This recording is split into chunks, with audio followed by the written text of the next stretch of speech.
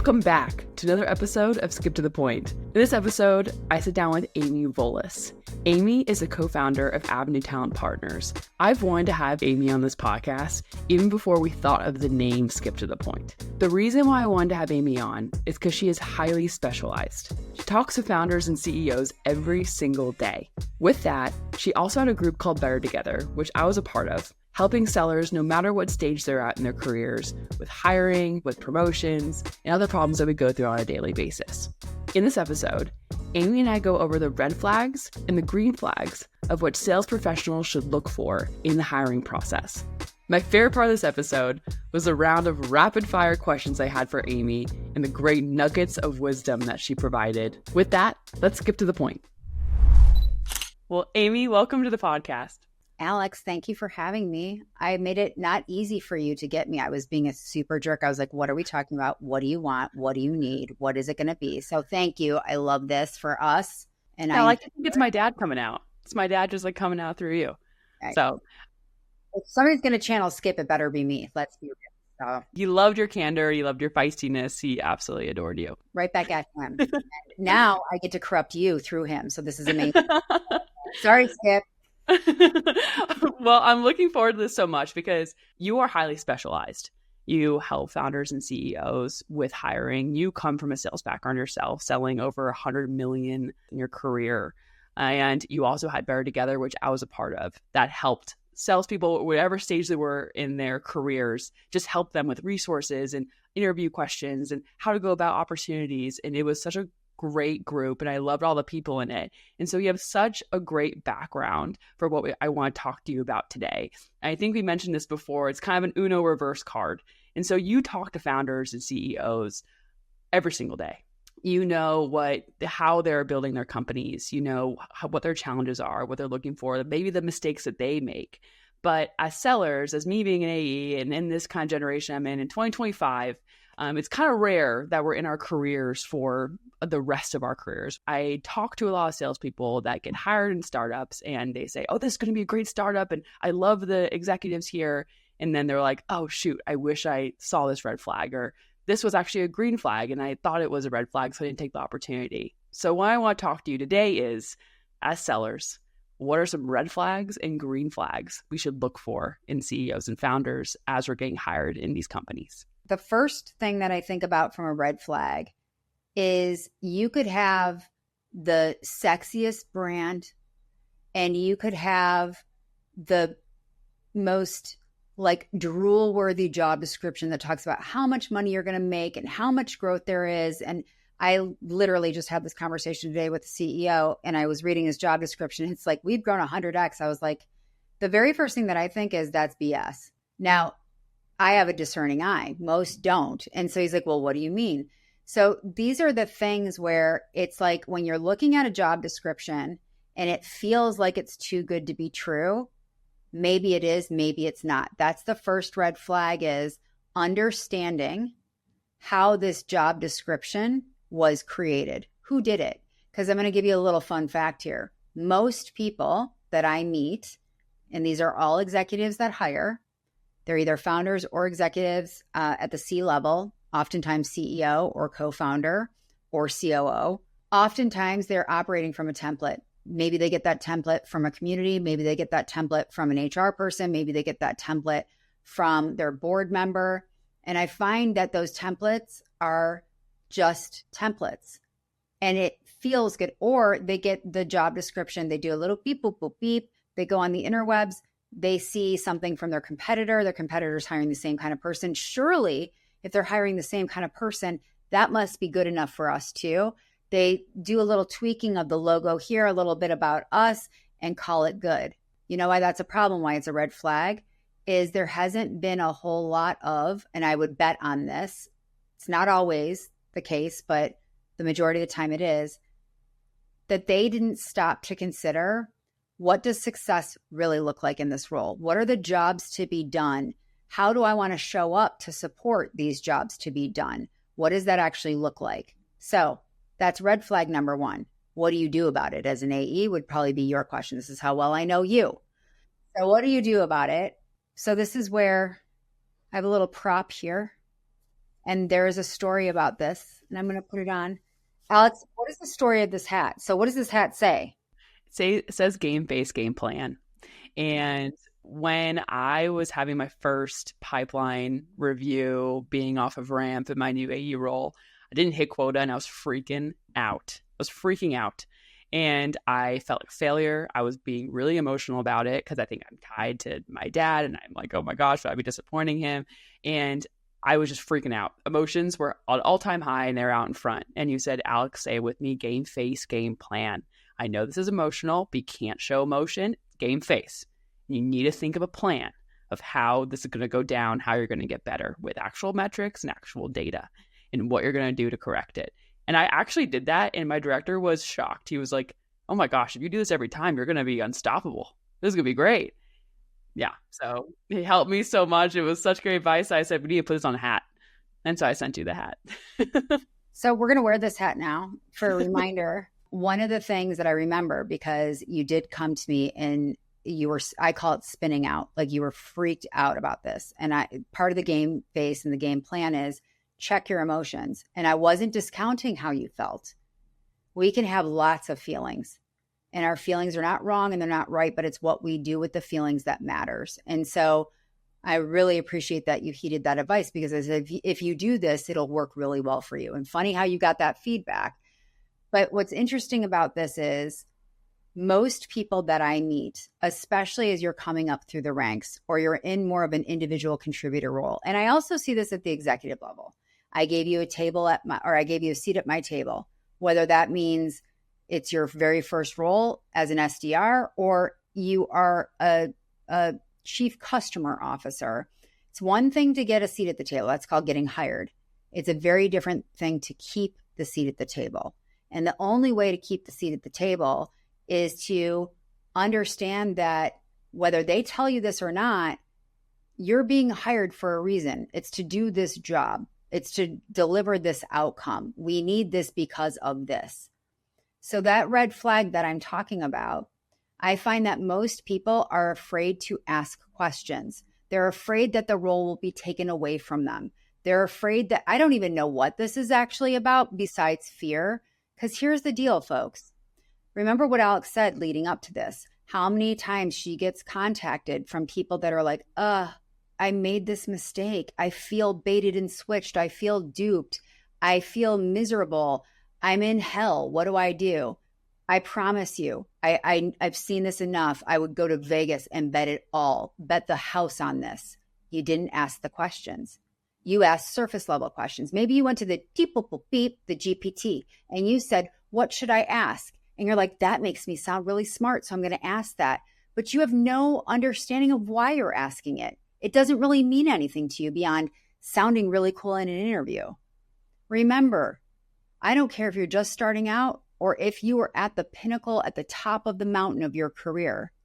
It's your life. It's your job. Whether you have 1 million jobs or you have one job, you have to spend more time there than anything else that you do in your life. Truly. And so if you're spending the most time there, why are you taking a backseat approach to your career?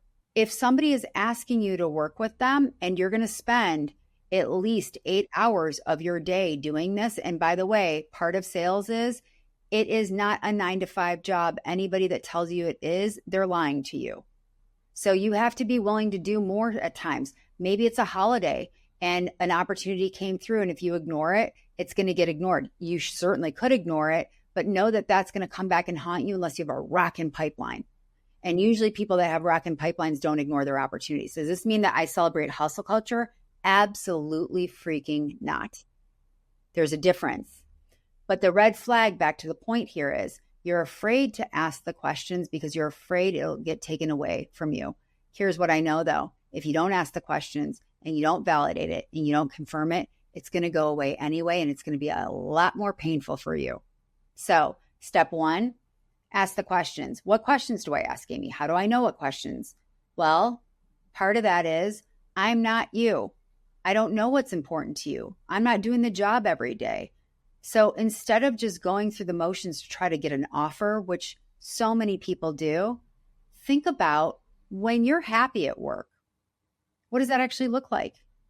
When you've been miserable at work, and even if it's your very first job out of school, you still have some ideas about what you like and what you don't like. What will that look like?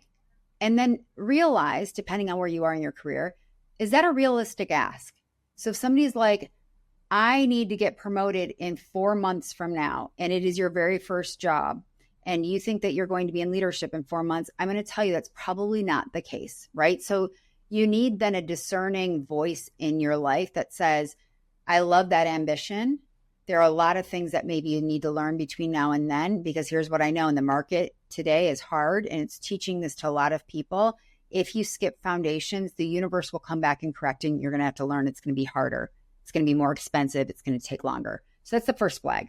And then you did also mention before a call about the numbers. I really want to talk about that too much, caring too much about the numbers. So what does that look like? What is that red flag there? The red flag is when you are working for a company and all that they look at you is the number. Now, technically, that's true, right?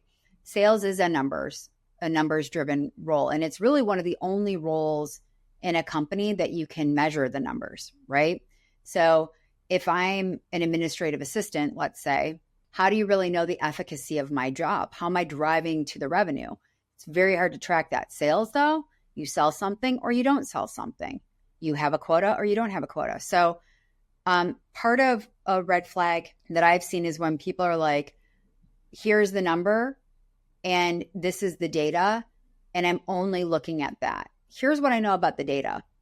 Data can be manipulated. Data is not absolute. A number is an absolute thing, but I can massage numbers. I can change the context of the data to tell a certain story. And so if I'm interviewing, I want to understand, are you understanding the context around the data? What does this actually look like? Because people won't necessarily know what I'm talking about. So let me give you an example. So if you tell me, Amy, if you come here and you blow the doors off the joint, and you will because you're so good at what you do, you can make $500,000 in year one. Those are numbers, right? My first question is, how did you get to that number? Well, it's what we said. I'm sorry, what? I need context around the number.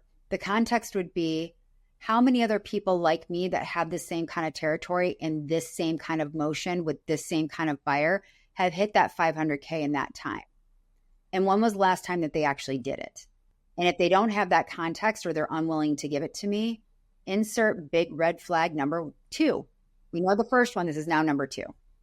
That is a good one, because I even, you can look on RepView and they say, this is the attainment. But it's not till you actually talk to someone. And a lot of the times in the hiring process, I also feel like they put a person in your similar role in front of you that is killing it. Like that one percenter that's absolutely crushing their quota. And they say, this is so easy. It's so easy to make this number. And then you get in and they're like, yeah, I've only hit quota once. And you're like, wow, I didn't know that. I hear this story so many times from people that I used to work with at different companies where they said, I got put in front of the 1%er, and then it's not true. Well, in newsflash number 2, that's a supporting documentation point of the second red flag is, that's all well and good. But for my folk that are hanging out in early stage startups that are working with first time, highly technical founders, my question for them would be, beyond friends and family or introductions that you've received from, and by the way, folks, when you're asking questions, how you're asking them matters. Do not use my tone of voice that I am saying right now, right? If you lean into curiosity with a genuine desire to understand versus accuse or condemn or vilify, that's going to equal energy, right? So if I come through, and we can do a little role play here, Alex. So I'm excited about the role. I read on the job description that there's $1 million quota. Is that still the case? Yes, that's still the case. Our goal is to hit $1 million in quota this year. Okay. First version. Where'd you get $1 million from? Second version. I would love to know more about the $1 million and where it came from so that I can work with you to reverse engineer how I'd actually get there. Could we talk about that? Who do you think is going to keep talking? Amy bot number 1 or Amy bot? Why am I saying bot? I'm so not. Amy number 1, Amy number 2. Amy number 2, for sure. I Why? want to, I don't know, it's less kind of accusatory. It's more of like an open dialogue of saying, like, let's walk through these numbers. Let's just work backwards. How do we get there? And then I think they'd be happy to explain rather than being like, where'd you get this from? They're like, well, what do you mean? So I like the steps going backwards. How did we get to this? Can you explain to me how this number came to be? Number one, I purposely tried to put a chip on my shoulder. I purposely tried to be like accusatory. And I want to say this to everybody here. This is one of your red flags that we all look at when we're hiring you. Regardless of what you've heard from everybody else, you could go to RepView, you could go to Glassdoor. There's always 3 sides to every story, and know that data on some of these sites comes from self-reported data. And sometimes the way that people see their own story, there's a very big lack of accountability there, or it's a sample size. It's not the full thing. So there's my side, your side, and somewhere in the middle, there's the truth. Remember that. But keep in mind, even if I've had 3 bosses in a row that have been absolute nightmares, what that tells me from a hiring perspective is your picker might be off. And you have to understand this. Your future employer is not responsible for your past. You are. And so if you come in with a big old chip on your shoulder and that displays, you will not keep talking to this company. Just want to let you know, like, that is a big truth that people don't want to talk about. It is a very real thing. So it is not my responsibility to take care of something that happened that I have nothing to do with. It is your responsibility to find out if the patterns and the themes of what has given you that scar tissue emerge here. But I cannot take care of what happened to you before. That is called, we are adults and we are working together. This is not sitting. Yeah. It's back to the game face. Yeah. Keep those emotions in check. Amy, I want to talk about 2 green flags. So with these red flags, what to look out for. What are some, like, okay, this seems too good to be true. Is it too good to be true, or is it actually this good? What's the green flags here? Green flags are, it's not just a fun conversation that you're having, but when you are asking some of the questions to really understand, and some of those questions might be, so we talked about that $1 million and we went through it conceptually, and I really appreciate it. If I sign an MNDA, can I look at the actual Salesforce dashboard? And you can take away people's names, right? I don't need to see who on the team is doing whatever, but I just want to make sure that we're seeing it and hearing it the same way, and that I really know what I'm getting into, and that this feels good for me and it feels good for you, and it's eyes wide open. If they say yes to that, or they're like, you know what, actually, I can't get that without showing people's names, and I'm sure you can understand that, but what I am willing to do is run a report. It'll be a recent report, and I can show you what it looks like by taking the names out. Would that work? Or, what might work even better? What if I give you 5 people on the team that you can talk to? 1 just started, 1 still in ramp, 1's been with us a year, 1's been with us for 3 years, another person's been with us for 5 years. Would that be a good sample size so you can hear it straight from them? That is a green flag. I have nothing to hide, right? And notice how it's like, well, 1 is this, 1 is that, 1 is that. It's like, it's not just like everybody that's been there for 5 years. It's a variety pack. And that they're like, great, we want you to know. That's an absolute green flag. Let's snuggle up and figure out more. We love that flag. The data is out in the open, or they're not hiding it. Love that. What's the second one here? Second one is that I believe that, and I know that people will disagree with this, but I'm of this camp that how you do one thing is how you do everything, specifically around how you treat people. And so I call it looking for the tells. How are they communicating with you? How are they helping you understand what to expect? How are they responding to you? If there was a gap in communication, did they own it? The green flag is that communication of consistency, of helping you understand proactively what to expect. The rest of it is up to you of how you show up. But I really like that because it's that thing of the basic human elements of doing something with somebody else. We all, me, Oprah, Sir Richard Branson, you, the Dalai Lama. I think we all would agree with the fact that we all want to be seen. We all want to be heard, understood, valued, validated, and remembered. And when you see those things and they're consistent, and it's not a put on, it actually is a consistent thing. And it's a consistent thing between the CEO, between the VP of sales, between the HR person.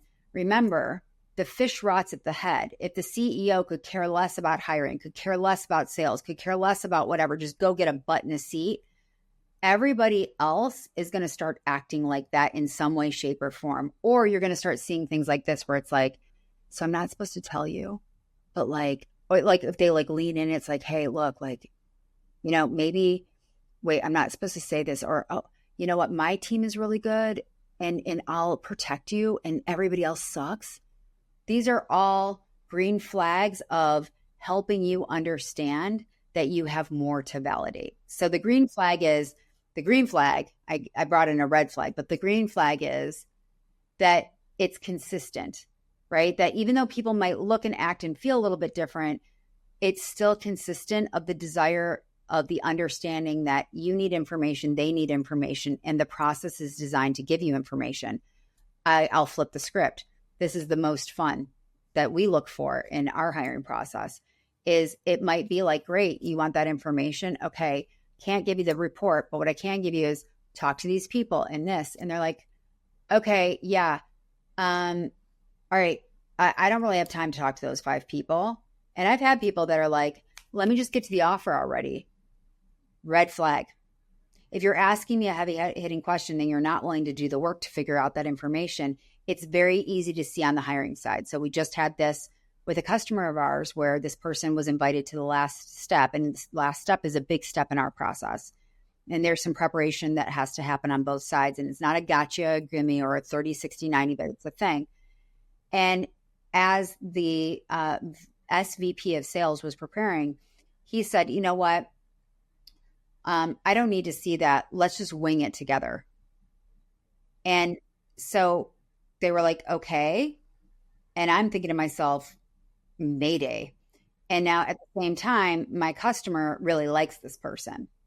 And so I had said, this is something to pay attention to. I didn't even have to say anything else after that because we watch every interview. And so this is being recorded. And this person is sitting back and they're winging it. And this person, our client's executive team, they are very sharp. They are very well prepared. They were asking very, very detailed questions that had you looked at anything beforehand, you'd be able to have a conversation instead of being like, yeah, I don't know. And then all of a sudden you're talking around things and it's situational. It's not, what do you think happened to him? Not great. Didn't get invited back. And he thought he had the job. Oh my God. That's another flag. If you think you've got it in the bag, deal's not done till it's done in sales and in hiring. So green flag even here is like, I like to call dropping your cool card. Drop the cool card. You have to be humble and actually know the data. I know we're running out of time. I want to do the rapid fire questions for you. Yes.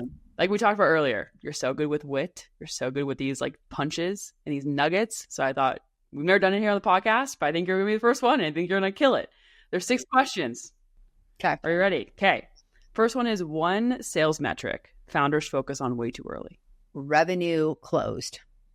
Okay. Unpopular opinion about sales that you absolutely stand by. That it is coin operated. Finish the sentence. The best salesperson I've ever seen does blank. Asks incredible questions that they're thinking of because they can have a business conversation and they are in tune to listen, not to sell, not to respond, but to understand. Ooh, be curious. It's like the sign I have back here. Okay, quota crusher or team builder? Who makes a better sales hire? In general themes, Amy. I mean, I hate both of those for different reasons. Can I take part of it and have a baby? Yeah. I don't like both for very specific reasons, and I like both for very specific reasons. So I think you have to have elements of both. The best sales advice you've ever gotten in 4 words or less? Oh my gosh. I've gotten a lot of advice. It depends on the day. Uh, the very best advice that I got that is coming immediately top of mind is realize that you're dealing with people. There's always more to the story, and don't jump to make conclusions. Lean into curiosity. Ooh, those are actually all 4 words. All those things. You told me 4 words. See, Yeah, like, here's the problem with the rapid No, fire. but those are lean into curiosity is under 4 words. Like all the ones under 4 words. Those are all under 4 words. So all of those things you said were under 4 words. Mine is game face, game plan. I was actually thinking you're going to say, not going to say, you don't have to say this, but you told me the last thing my dad ever told you was never stop helping people. And I love that. And even when I tell my siblings that, like we always start crying because I think about all the little moments of my career, and there are remarkable people that gave me advice. That is absolute advice from less than a year and a half ago. So I don't necessarily, my brain doesn't always go to recent. If I think about like best ever in those questions, I go really early on. And there's more to that advice where it's like, you're in the people business and people can lie and they can change their mind and they can do things that you don't want them to do, and you won't understand it. And doesn't mean that it's about you or that it's bad. It means that you need to understand more and check yourself. And I was like, oh my gosh. And literally being in the recruiting business, being in sales, being in leadership, starting businesses, like it's like dating, family relationships. Like it was just great advice because there's always more than what we can see. And I think about this other thing that is really important. The biggest form of generosity that we can give someone else is giving them the benefit of the doubt and not assuming the worst. I love that. It's so true. So true. That was about 5,000 words, not 4. So no, but I love all of that. No, I love it. Thank you so much. That was really great. I thought that was a really good note to end on.